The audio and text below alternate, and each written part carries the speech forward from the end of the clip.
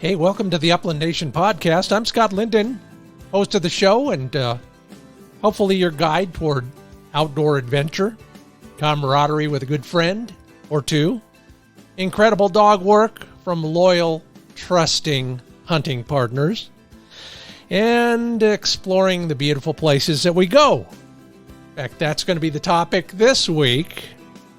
First in a series, I think, this hunting season of debriefs on some of the wild bird public access hunting I'm doing because you are too, and you're always looking for ideas. Maybe you'll learn something from that. Our first stop this season, Lewistown, Montana.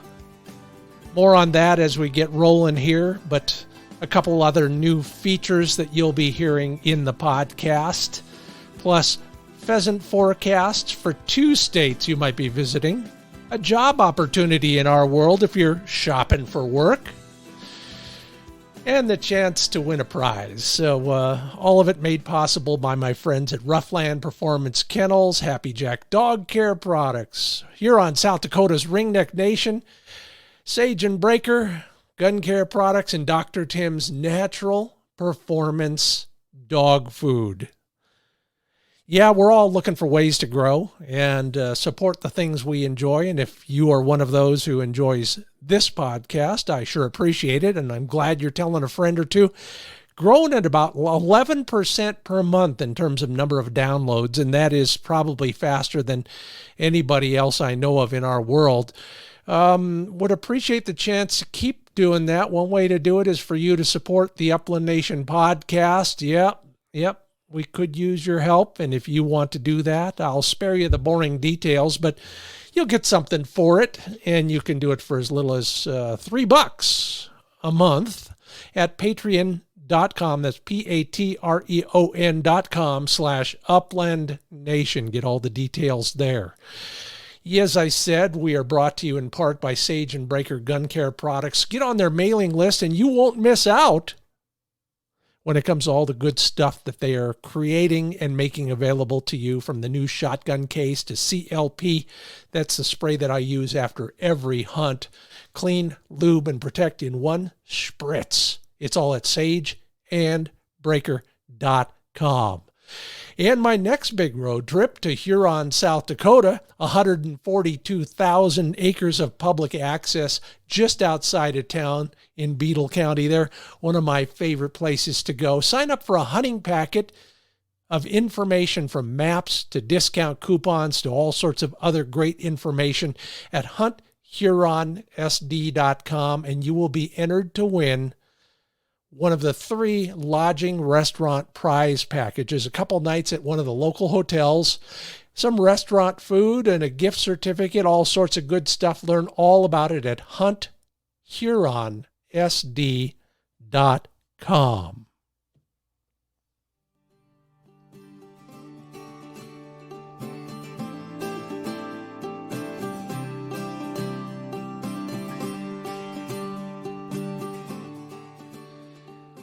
You know, we love talking about hunting trips, and if you can't do it right after the hunt, you can do it on the Upland Nation podcast. I can't wait to get your feedback on this. One of my buddies, Tom became a friend because he called me up and said, I'd like you to autograph your book. And I said, okay, great. He says, I'll send it to you. What's your address? I gave him my address, and he said, you just live on the other side of town from me. Let's get together and do that. So we did, had a couple beers at my favorite Mexican restaurant, and signed his book, and we started talking. I met his dog. He met my dog. We've messed around with dogs in the back of the place here. We've gone on a couple 1- and 2-day trips. He turned into a really good hunting buddy, and in the course of all of that, I learned that one of his bucket list trips was sharp-tailed grouse. And I'm no expert in that world, but I was more expert than Tom. Tom's got his own set of skills, which we'll get into in a few minutes. But Tom has taken me all over central and eastern Oregon chasing chukars. And the guy has got, in fact, he's got the Onyx map thing down to a science. He's also a big game hunter, so he's applying all of the skills and all of the filters in all of the ways. And in fact, one of those ways finally paid off for me. Yeah, And maybe you'll see it by the time this podcast comes out. He marks all the spots he wishes he could stop and look at with a Sasquatch icon on his Onyx maps. And I said, I don't do that. I ought to do that. I don't use your icon because that's yours. But, I'm going to think about that. And I started doing it. And then I realized, there's a magazine article in all of that. And so I pitched it to Upland Almanac. I called it Chasing Sasquatch. And it was all about going back to those places that maybe you've gone to or driven past at the speed limit and always wanted to explore a little bit. So thank you, Tom, for that. And I owe you another beer for making a few bucks in a magazine contract there as well. But anyway, Tom wanted to go sharptail hunting, and we've been talking about it all summer. And I said, well, I think that's enough. You pushed me over the edge. I hadn't planned on it, but let's go to Montana. It's the closest place for us to go to get some decent sharptail hunting. And so I called my friend who you've heard on the podcast as well, Al Gadori at 6X Outfitters. And I said, Al, we're thinking about going. You have any openings? Let's go hunting together. He said, yeah. So we headed out for Lewistown, Montana, about a week ago, a little bit over a week ago from the recording of this podcast, and stopped along the way. It's 2 long days of driving. They're long when you have 2 dogs, a 6,000-pound trailer, and all the other things that come from long-distance travel with stuff. But it was worth it. Along the way, we saw some pretty country. Interestingly, maybe you've learned this as well. If you haven't, word of warning. If you ask Google Maps for directions to wherever you're going, you might get several choices. Even if you specify, give me this kind of trip rather than this kind of trip. So we ended up taking the scenic route once or twice to some great places, drove past the campground that I was in that, hey, I can't talk to you right now, buddy, but I will talk to you later because I am busy. Anyway, sorry about that, everybody. So we drove past the campground on the Clearwater River that I've stayed at in the past, and that my new friend Matthew McConaughey stayed at right before I did. Had the same experience, both of us. It was kind of cool. But anyway, that was fun. We got the dogs out periodically. I learned a few lessons about that as well that I'm writing about again in another form for another magazine right now, and I'll share some of that. But we ultimately ended up stopping in Lewistown. And believe it or not, the best lodging for a guy pulling a 6,000-pound trailer is the county fairgrounds. I want to thank everybody at the Fergus County Fairgrounds for their hospitality. They got a nice RV park. We were the only ones there. Had the whole RV park to ourselves, nice lush lawn, wide open spaces, fenced all around. You open the door in the morning, you cut the dogs loose. They can go out and take a leak here and do a squat there. And of course, we cleaned it all up, but we had that whole place to ourselves. Next time you're traveling with an RV or you're tent camping, take a look at the nearest county fairgrounds as an alternative. Yeah, we don't go as far as some of you go, and Gary and Jim, both friends of mine, and maybe some of you and some of your friends are going all the way to Glendive or Glasgow or Plentywood in the upper northeast corner of Montana. If you're chasing sharptails in that state, you may as well be in North Dakota then. They call it the High Line. Goes all the way across there, and it's a little colder, it's a little drier, it's a little flatter, and there are more birds there, but 2 days in each direction was about the limit. We only had 8 days total, and my rule around here is for every day you drive, you better hunt a day. So we cut it just about right. We hunted 4 hard days.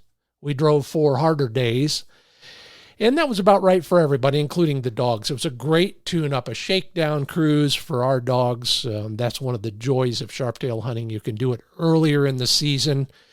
That's where all the pro guides and the pro field trialers go with their dogs out to the prairies to run them on young Sharpies. They aren't quite so young when we get there in September, but they're still not in those giant groups that you can't even get close to. That's one of the reasons I love sharptail hunting. So here we are, surrounded by mountain ranges, little mountain ranges, a lot like the Great Basin here in the West, in that you can stand on a flat spot and you can see 3 or 4 different ranges at the same time. Interestingly, none of them had snow, but their Bitterroots and the Judiths and the Grass Range and all of those were still green and beautiful. And even the grass on the prairie, which is not just flat, but is rolling most of the time, was in pretty good shape considering the drought conditions that Montana and most of the West have experienced for the last, couple of years, let's call it. We found some pretty good conditions in most of the places, and I would warn all of you that that's the most important part about a long distance trip. Find out how decent the cover is, what the habitat's like. If you can, get some insider information on how the hatches went, what kind of populations. There are some states where you can actually find out how many birds were shot in various locations. So do all your homework before you invest in a long drive. You might not have to drive that far, or you might have to drive even farther. So, first day. I think I'm going to save the first day for the last day. That will be a little bit backwards, but, that's kind of how I think anyway. But let me just describe Sharptail country for those of you who haven't been there before. And this holds true in almost all the areas where you can find Sharpies, from eastern Idaho to Montana to North Dakota, South Dakota. All of those places are going to have the same kinds of basic cover. It may differ to a degree. Some things might be more prevalent in one area than another area, but what you're looking for generally with sharp-tailed grouse is knee-high grass or thereabouts. I had one biologist describe it as grass that's tall enough to bend in the wind. Now, if it gets shorter than that, you might find Huns there, and I'll talk more about that as we get into this as well. Al taught me that part a long time ago. But you want that tall-ish grass, and you want a lot of it. You ideally, and where we found birds on this trip, the grass was thick. You could not find a lot of bare soil. It was either standing up or laying down because it was old or last year's, or it had just been pushed over or stepped over. We did find birds in places that had cows grazing on it recently. So, all those things, they all get along together in one way or another, but you're looking for that knee-high grass in most cases. Not to say you can't find them elsewhere, and as we go into this little story a bit more, you'll see what I mean by that. But there are other things that will affect that cover, from the drought to grazing to current weather to, soil chemistry and a few other variables in there. But first things first. So we're looking at some of these places, and one of the reasons I like to hunt Sharpies in Montana is they have the best run block management system. It's called BMA over there. Block Management Access is what it's called. First off, they get all their contracts done pretty early in the summer, so you can know where to go by mid-August. They'll send you all the maps in a booklet. They're also available online, and ideally, most of them, most years, are also on your mapping app on your phone, Onyx or whichever one you use. Now, I'll caution you right now, that's not always true. I didn't learn that this year in Montana, but I learned that last year in 2 other states. Sometimes the states and sometimes Onyx don't communicate as frequently as you'd like them to, and so you could be driving past a place that is supposed to be public access, but it's not on your map, and vice versa. So check and double check, counter check against that atlas that the state has brought up to date. Trust it more than you'll trust the Onyx app, and quite often the state will have their own app that has all that stuff blocked out for you. There are two kinds of public access there. There's Tier 1 and Tier 2. Tier 2, you got to get written permission from the property owner. Tier 1, you just show up, you sign in, and go hunting. And then don't forget, at the end, you have to take the other half of your little sign-in card and put it back where you signed up to begin with. They want to know who was there and how they did. And that's how the landowners are compensated in Montana. And that's why I like it so much. It's a very entrepreneurial system. If the landowners don't take care of their place, you don't have a good time, you're not coming back. The state hears about it next year. It ain't on the list anymore. Very market-based approach. It behooves the landowners to do a good job of stewarding their land for hunters as well as for whatever other purposes. So, block management, great way to start. One of the things about Lewistown is it is not surrounded by, but in one or two of the quadrants, south and west, there are lots of block management access parcels. Some of them a few hundred acres, some of them several thousand acres. If you can't find somewhere to walk, well, then you're just looking in the wrong spot, I guess. Might be the nice way to put it. Block management there is managed for all sorts of species, but you can go through the booklet and see if that particular block has birds on it. How many? You never know, but it's worth taking a look at. You know, I think at this point in time, I'm going to take a quick break from my debrief of Lewistown. We've covered sort of the skeleton of how to do it and where to go and how to apply yourself. I'm going to talk about a couple other things. We're also going to preview. Oh, don't go away. We still got lots more to talk about specifically. I think I'll take you through the best day we had and leave it at that. I'll talk more about the basics of block management, some strategies and tactics, a little bit more about Lewistown and what it has to offer. And the two new features, the Puzzler Prize and some news items, both coming up right after this.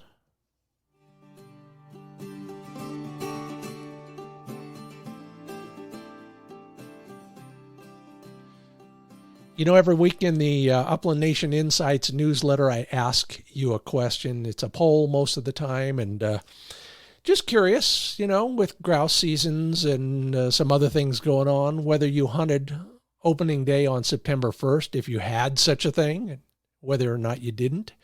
Most of you did not. 77% said no, didn't hunt. 22% said yes, whether it was doves, grouse, or something else. Didn't even think to put in teal season or something like that, but it was fascinating, and there's always insights like that. Plus, I answer a question from one of you every week in that newsletter. Easy to sign up. Just go to findbirdhuntingspots.com. Sign up for that is probably the simplest way to do it. You do that, and you also get a copy of that comprehensive list of all the types of public access places you can go, from Corps of Engineers to Bureau of Reclamation spots and everything in between. And our foray to Montana is brought to you in part by HappyJackInc.com. My friends Manning and Joe Exum have got a wide array of products to take care of your four-footed hunting buddy. Yeah, I use them all, from pad care to cut care. Did you see the new video yet? To flea beacon. This is the time of year when you're taking your dog to new places. Maybe they're literally rubbing up against other dogs that might have fleas. Flea beacon is an incredible non-toxic way to get rid of them. It's a little light on a ceiling on a little tray. The fleas move to that light at night and they jump up for it. They fall into the tray and they can't get out. Flea beacon, one of those incredible, slap your forehead, wish I had thought about it products. It's all available at HappyJackInc.com. And once again, reminded on that long road trip of the brilliance of my friend Doug Sangle at RuffLandKennels.com. Doug learned all this stuff the hard way, so you don't have to when it comes to designing a kennel and all the accessories that go along with it. One of the things I truly appreciate is the way you can stack either basically a water tank with storage in it or just a storage tray on top of your RuffLand kennel. Makes sense, doesn't it? That's just wasted space most of the time. Well, Doug's got a way for them to nest together so you can put all your ammo, your vest, some dog food, whatever else you're carrying, put it up on top of the kennel in a way that keeps it secure and gives you a lot more floor space in your truck. Learn more about all the accessories and the new colors at RuffLandKennels.com, and rough is spelled the way your dog would spell it. Ruff, R-U-F-F, landkennels.com.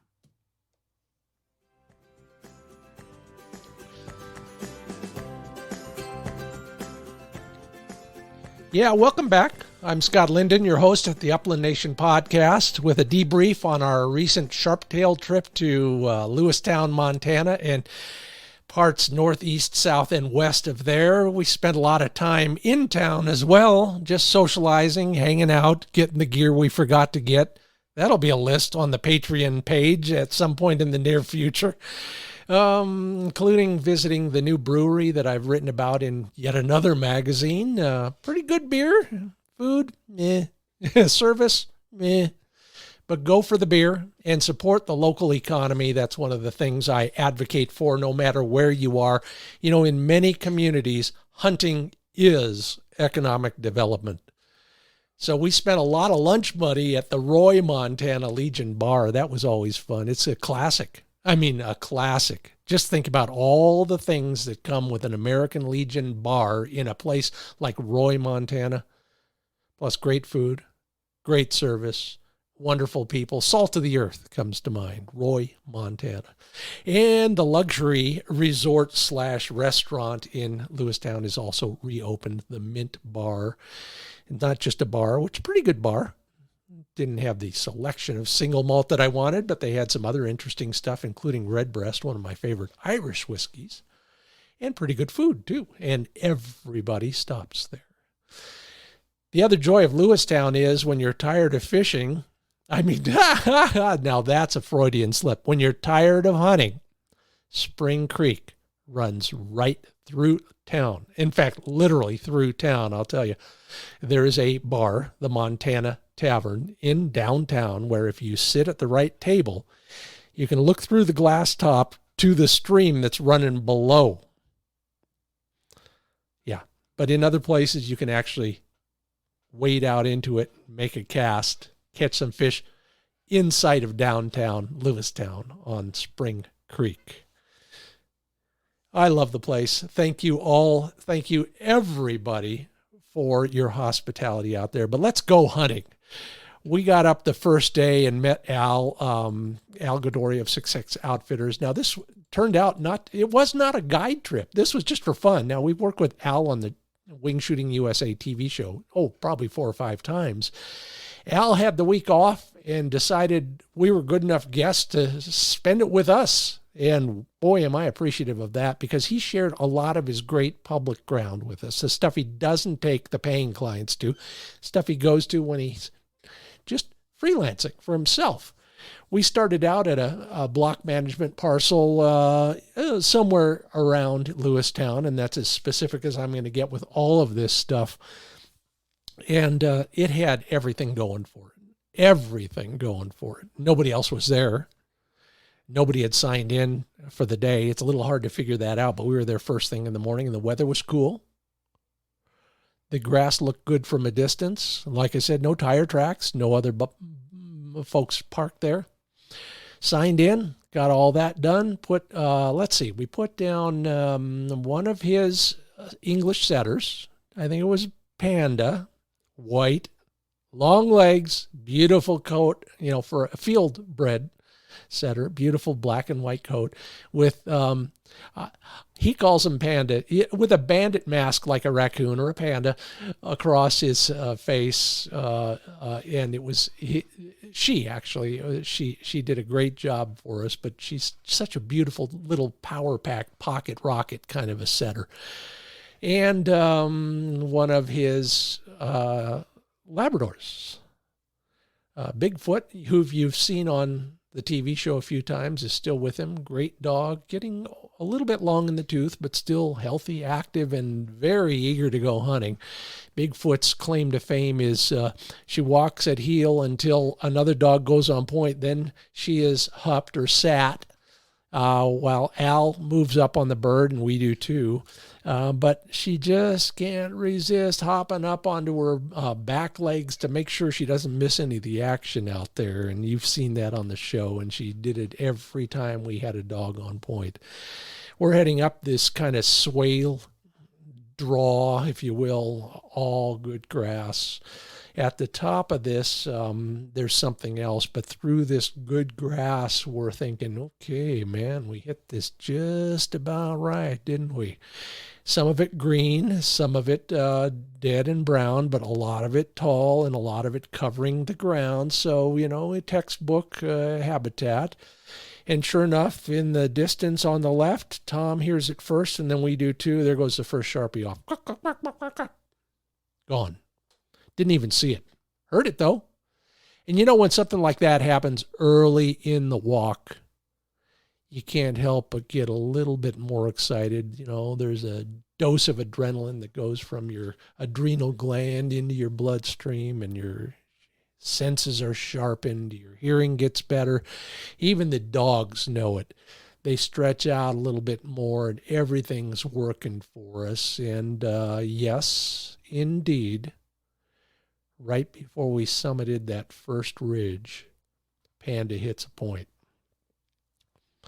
And it's a solid one. And this dog, Al's dogs always have that 12 o'clock tail. In fact, I might say it's a little bit more so with the curve in it. It almost looks like it's doing a half circle back over the dog's head.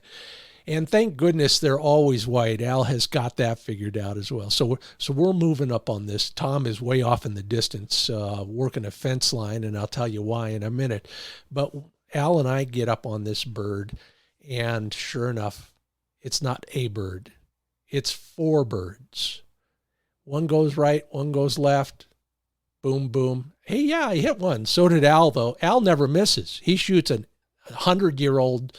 That day he was shooting a Lancaster side by side, and beautiful shape, had the barrel rebrowned. But anyway, he hits one, I hit one. For him, it's a walk in the park. For me, it's a big celebration because I don't hit that many. And then 2 more get up while we're high-fiving and watching the dogs bring everything back. But that is another thing to remember about sharp-tailed grouse. Just like chukars and even valley quail quite often, those birds don't always get up together. There is often, not always, but often, a straggler or 2 or 3 or 4. Ditto with Huns, as you'll find out later.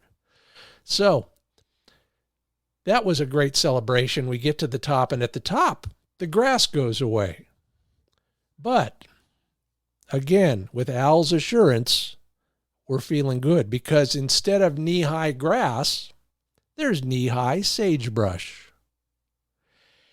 And while a lot of us would call that great sage grouse habitat, and we found evidence of that, in a pinch, if there's no grass, sage will be a fine substitute. So say the sharptails. We side-hilled a sage slope. Wasn't near as bad as most of the chukar hills, but it was tough enough. And out of that, I hear that telltale sound. That's Huns. Again, in the distance, nobody's looking that way, but it was encouraging because I raced up to it, and sure enough, the last one goes out the back door before I can even get close enough to take a swing on it. Still, again, keeping you excited and keeping you happy. Because if you get that much action in the first couple hours, things are going to look good the rest of the day. So we continue our walk, and it's generally going from that knee-high sagebrush to the slopes. That's on the top of the ridges, and on the slopes, it's knee-high grass. And I don't know what kind of grass that is. It's Montana grass. And on one side of that, there's even evidence of cows from at least earlier this season. There's this year. I don't know when, but I am not an expert in cow poop, so I won't be able to tell you that. But we did see that. But what we ended up finding on this trip was something that you read about everywhere when you learn about sharptails, and that is they are generally on the high spots. And I've seen that happen in all sorts of locations, from North Dakota to South Dakota, right here to Montana. They like those high spots so that they can watch out for predators like us. The other place they like, as Tom learned, is fence lines. And gosh dang it, I forgot to ask Al about this, but for some reason, he would send, and it always ended up being Tom because he was closest to it already, but Tom would walk those fence lines while we were spread out. By then we were running Tom's dog, my dog, Flick. Tom's dog's name is Ruby. She's a half wire hair, half Labrador that just looks like a poodle pointer. And then one of Al's dogs plus Bigfoot or his puppy Labrador. Anyway, we're spread out over this place, and sure enough, the next bird that gets up is wild flush from right next to a fence post.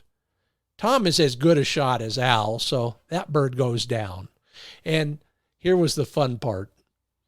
Well, his dog was nowhere near it. Neither was anybody else's dog.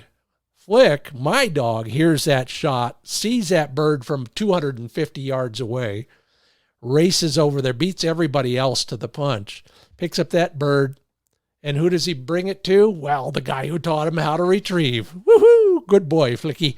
He did great the whole time. So did Ruby. And of course, Al's dogs always do great. Here are some things I've learned about dogs on sharptails. First off, take good care of their feet. Get them in condition. Keep them hydrated, even in cooler weather. But hydration is critical. There's no water out there. You better bring plenty for you and the dog. Oh, and then bring more for the dog, by the way. In windy and dry conditions, your dog can overheat fairly quickly, and that's one of the things that we luckily didn't have to worry about too much this time around, but it is something to bear in mind, especially as you go earlier and earlier in the season, which in Montana opens the 1st of September, and in many other states it does too, so be careful about those sort of things. Another thing to remember about your dogs and sharptails is they'll run. Now, I've never experienced that until this season, but a sharp-tailed grouse that's under pressure of one sort or another, especially if hunters are being too noisy, they'll run away. They'll run out from under a point. We saw it happen at least 2 times, and we saw evidence of it happening by some of the false points that Al's dogs were giving us once in a while, that there were birds there until we got there. So be stealthy as well. Be very stealthy. In fact, Al likes to use hand signals, and he doesn't use a whistle unless he's really pressed to use a whistle with his dog. It's all hand signals and mental telepathy, and it worked just great. We got to the top and looked around and decided that was a pretty good idea. Let's just go back through the same stuff we hunted on the way up. Al had a theory, and I agreed that this made all the sense in the world. Al's theory was there are birds that will sneak away from us, whether they ran or they just hunkered down like a pheasant. They sneak away, and if we can come back in a stealthy manner, we might find them. Sure enough, on this really smooth sagebrush flat, little bit of an incline. We ran just my dog and Al's Panda. Got a point from Flick in stuff that we thought we'd covered pretty good on the way out. But no. Here comes one bird, then 2 birds, then 3 birds. Yeah, that's right. Good shot, Tom. Good shot, Al. Well, that was a lucky shot, Scott. Keep up the good work. We have had so many birds get up in front of us on those return trips. It's certainly worth taking a look at for yourself. Okay, so after lunch. Yeah, that's right, after lunch. we head for a big valley with a creek bottom that has some green growth. And later in the day, birds are looking for a couple things, shade being one of them. Sometimes they're feeding, and there's also the shade from those snowberry plants that they might be feeding on. Also, we found these birds in alfalfa next to sage, or alfalfa next to the grass, or wheat stubble.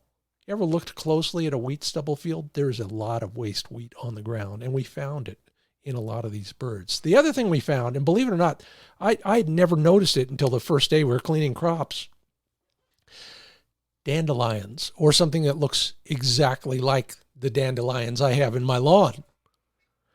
They would crop off the last 2 inches of the leaves. So you got about 2 inch a leaf in their crop.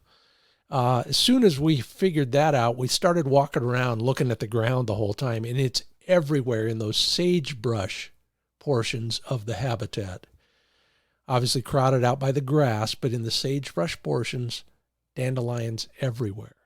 And that's what the birds were eating. We'd find a seed here, a seed there, a few berries once in a while, but mostly dandelion leaves. So, if you can target that, you might get lucky. I don't know that I'd build a trip around it, but it is certainly worth taking a look at if you're trying to figure out where else to find birds. So anyway, we're back at the top. We're looking at this greenish patch down at the bottom, maybe the only green patch we found outside of the sagebrush. And it was partly alfalfa, a lot of what they call volunteer alfalfa in some of the grass. And this was also down there next to the creek, plus those low-growing snowberries and a few trees here and there. So Al said, go for the trees. Let's go for the trees. Oh, except that spot, because that's full of young pheasants we don't want to shoot at yet. So we skirted that long one. But we found a bird here and found a bird there, and Tom and Al did most of the good shooting. I did most of the missing. I don't mind. I'm still breaking more feathered targets than I did last season. Yeah, all that practice over the summer did pay off.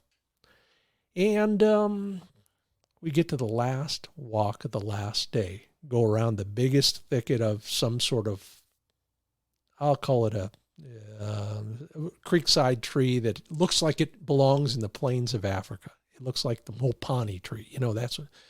And then there's one little copse of those at the end. It's probably 5 trees, about 15 feet tall, right in there. And we come around the corner and flicks on point.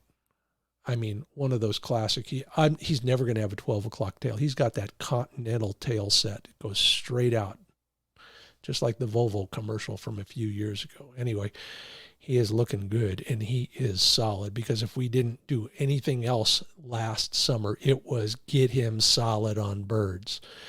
So we're mustering all the forces we can muster. Everybody's trying to get there, wading through the creek, climbing over the, over the cliff, the eroded creek bank, getting muddy, getting hot, fighting our way through the few bushes we needed to get there. I'm the first one there. I stop. I look for Al. I look for Tom. They're still behind me. I'm going over to steady flick so he won't do anything stupid before they get here. And that was enough. 5 birds get up. Talk about happy endings. I hit my limit on 2 shots, 2 birds crossing right to left. Not easy for a cross-dominant shooter. Worked for me, worked for them. Another bird got up for each of them out of the same spot. Everybody finished the day on a high note. Yahoo, yippee. Thank you, Al. Thank you, sharp-tailed grouse. It was an incredible trip. Give me a chance to take a quick cup of coffee here, and then I will be sharing a few of the other lessons I learned with you. Thank you for your patience. Appreciate that. That time of day, that time of the trip, I'm still relishing all the things we learned from that I hope to apply in future years. And if you're going out, maybe you can do the same. Let's recap some of those more important tips that I picked up from Al and Tom and everybody else. Advanced scouting, critical. Find out what kind of public access you have in those kind of places. Mark the map, call the biologist, talk to the landowners if you can, do your homework. Once you get there, you're going to kill birds with boot leather, nothing else. So be ready to walk. Several of the places we went, even with Al's help, and he hunted with us for 3 days, were just barren. Bad year, bad day. Something else affected the bird populations, but you got to be willing to accept some places where you're not going to score and some places where you might, and everything in between. Number 1 on the list, if there's no grass, keep driving. If there's grass plus any of those other crops, definitely worth a look. Again, make sure your dogs are in condition. Flick, this was just a warm-up, kind of, like I said, a shakedown cruise for Flick. Al's dogs, they've been doing this for years. But an average sharptail grouse hunt for a pointing dog out there will be 6 to 15 miles a day. You walk about 1/3 of that. So if you're not in shape, this is a good warm-up, if nothing else. Make sure you spend some money in town. Take everybody's hot tips with a grain of salt. Learned that the hard way as well. Got to know somebody nice as a result of it. Find a town with a lot of block management around it, so you're not spending most of your trip going from point A to point B 300 miles away. Base that on all the things you learn from all the places, boil them down to some basics, and then watch out for barbed wire. You should have a good time. I know we did. Lewistown, Montana, one of those places I'll be writing about yet again very soon. In the meanwhile, stick around. I've got some news. I've got a chance for you to win something cool. And we'll be back to close it out with all of that right after this.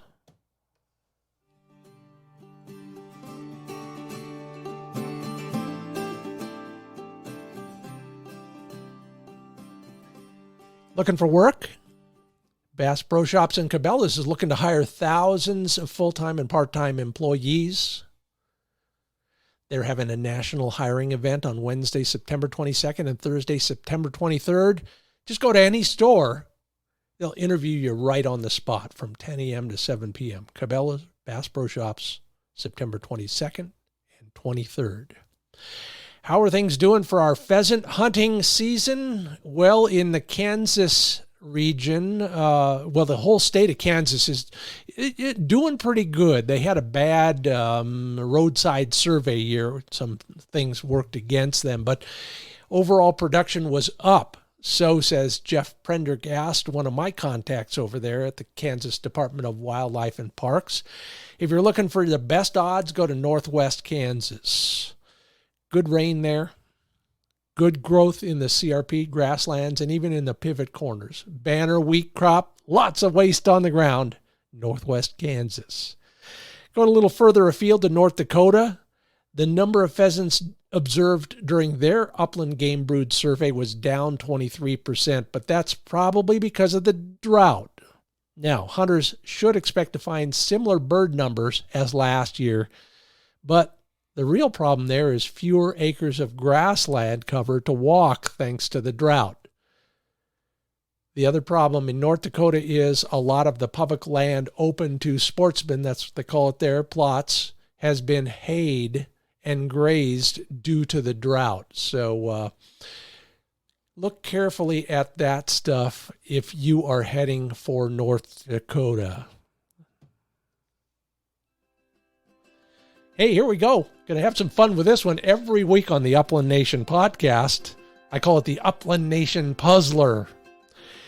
The end of October and the end of every month from now on, I'll be giving away some kind of great piece of gear that I've tried and tested and use all the time to somebody with the correct answer to a question or several questions. So to enter to win, this month's prize will be a Pete shoe dryer. And if you don't know what they are, just Google it, find out about Pete shoe dryers. There's nothing like waking up and putting on warm boots. You're going to win one free if you are drawn at random from all the Facebook messages that define the word Deutsch Drahtar correctly. Deutsch Drahtar. What does that mean in English? If you know the answer, or if you just want to look it up, I don't mind. You'll learn something. Define the word Deutsch Drahtar. Message me on Facebook, and you're entered to win that Pete shoe dryer. And this part of the Upland Nation podcast is brought to you with Dr. Tim's Natural Performance Dog Food. Use the code Upland Nation and get 30% off your first order. Free delivery, right to your porch. Just sign up for their regular service, just like all those other guys. But Dr. Tim, he supports us. Take a look at your dog food ingredients and find out how many artificial ingredients are in there. For example, if there's a color with a number, run away fast. Take a look at all the reasons to get natural ingredients of high quality and know from where they come at drtims.com. That's Dr. Tim's Natural Performance Dog Food. It's what I feed Flick, and hey, so far so good. He is doing a stellar job in the field. 4 days of hunting, 4 days of health.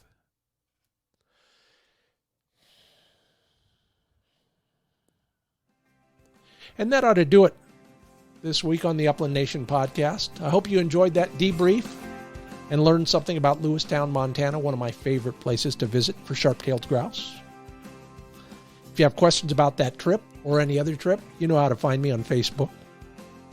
Don't forget our new Patreon page, patreon.com/uplandnation. If you want to support the cause here, continue to get this kind of information, make an investment. I appreciate it. Thank you in advance.